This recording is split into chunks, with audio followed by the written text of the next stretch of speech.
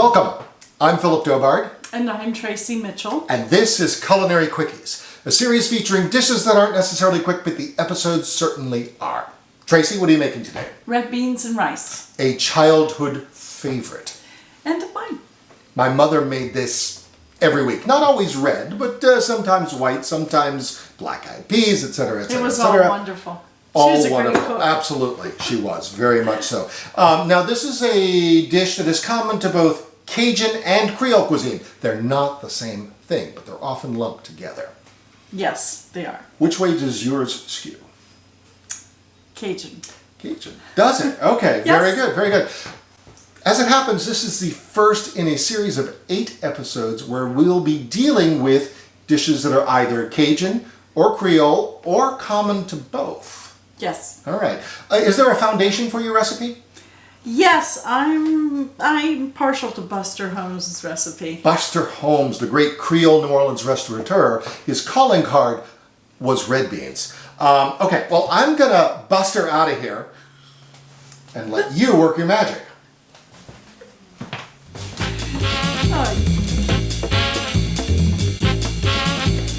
Welcome to my bean presentation. As you can see, I have different beans here.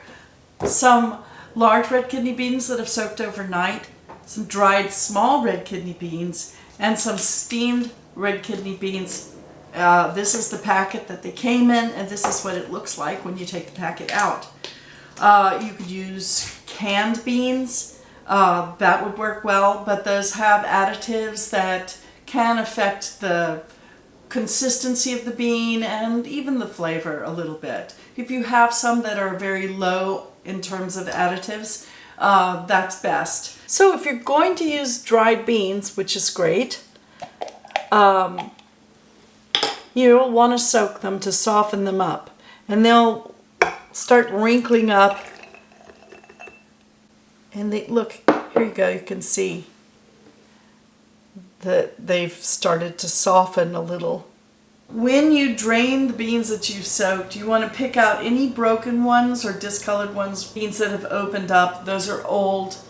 You want to discard those. They're not going to taste very good. These are great. I swear by these. They're already cooked.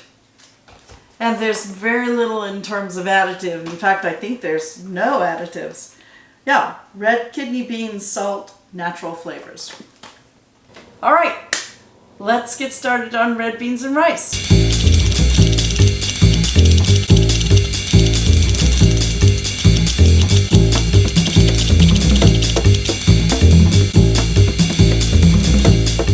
In this recipe, I'm going to be using andouille sausage, but often, and in particularly Creole red beans and rice, you would use a ham hock, such as this one. It's got bone in it, which will enrich the broth. Some people are just a little put off by the fat. And but that's not the reason I'm using the andouille. I like the flavor of the sausage in there. It has its own seasoning, and it brings that to the red beans.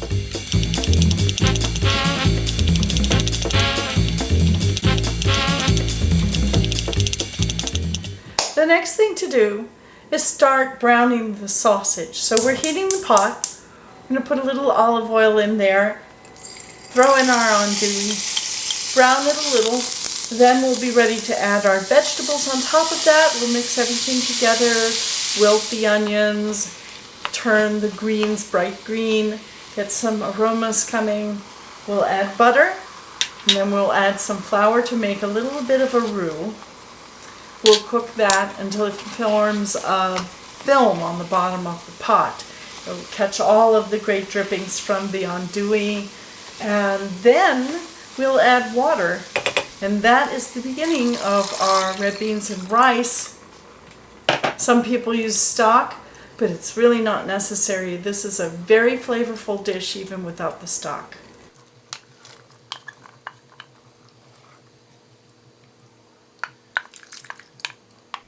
So we're just swishing a little bit of the broth in here to get all of that good bean juice into the pot.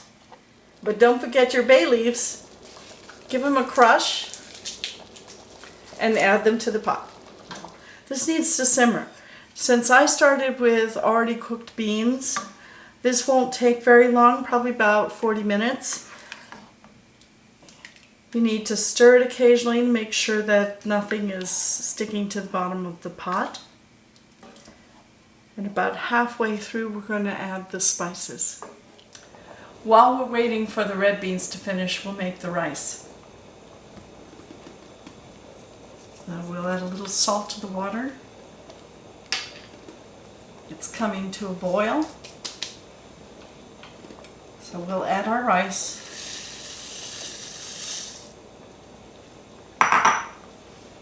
Give that a stir. Need it to come to a boil. We'll put a top on, reduce the heat, and let the rice steam and get fluffy.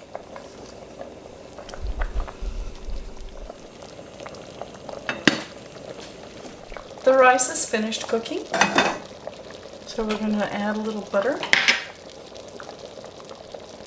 Have enough here for 4 to 6 people. So we'll turn the flame off. Just let that melt down, and then we'll fluff it up before we serve it. My beans have been on for 20 minutes. It's going to take 40 minutes total cooking time since I started with pre-cooked beans. At this point, it's time for me to add bacon fat and the spices. If you're starting with beans that were dry, it's going to take you longer than 40 minutes.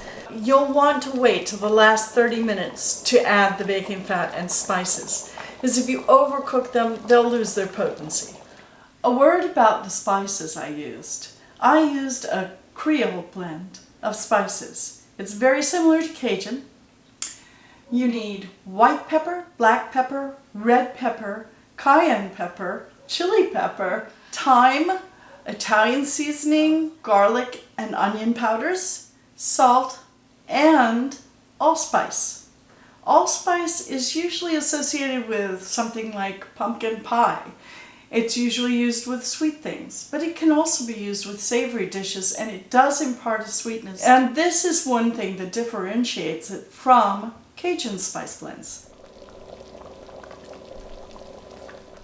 Let me tell you something about New Orleanians. You can ask 3 people how they want their red beans and rice served, and you'll get 3 different answers. Mix your red beans and rice all together. The rice in first and the red beans on top. They're red beans first and then a nice dollop right in the center of rice.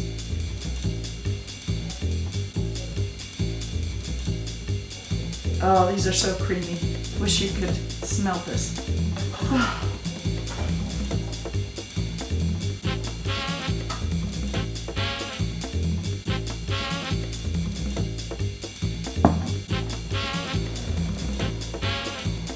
So, here we are.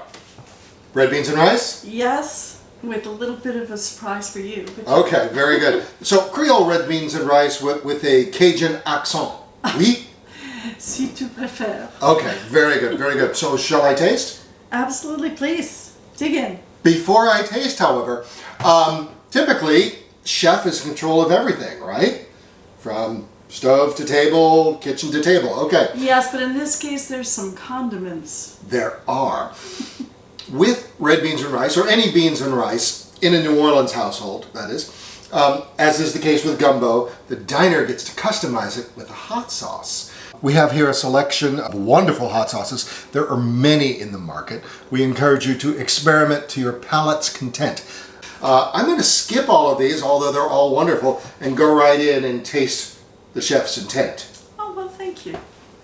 Is this the surprise? That's the surprise. The bay leaf is supposed to be taken out of the pot before the dish is done, but it's a long-running joke. I always get the bay leaf in my plate or bowl. So. But it's good luck. Well done. Yeah, that's it. It's good luck. Okay, so I'm going in. All right. I'm getting some rice, some beans, and some, in this case, andouille.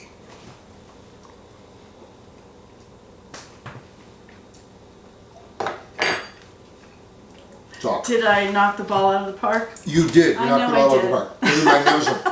Yeah. It smells wonderful too.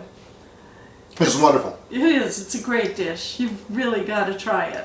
All right. Thank you to Melissa's Produce for providing all the produce used in this demo, including the prepared produce, these beans. They're wonderful, Yeah, right? they are. Tune in next week. We'll be back. Find us on social media. Subscribe. Subscribe to us on YouTube, the Center for Culinary Culture. Like us on Facebook. More deliciousness next week. Absolutely. More Creole and or Cajun next Yes. week. All right, very good. Thank you all very much. Bye.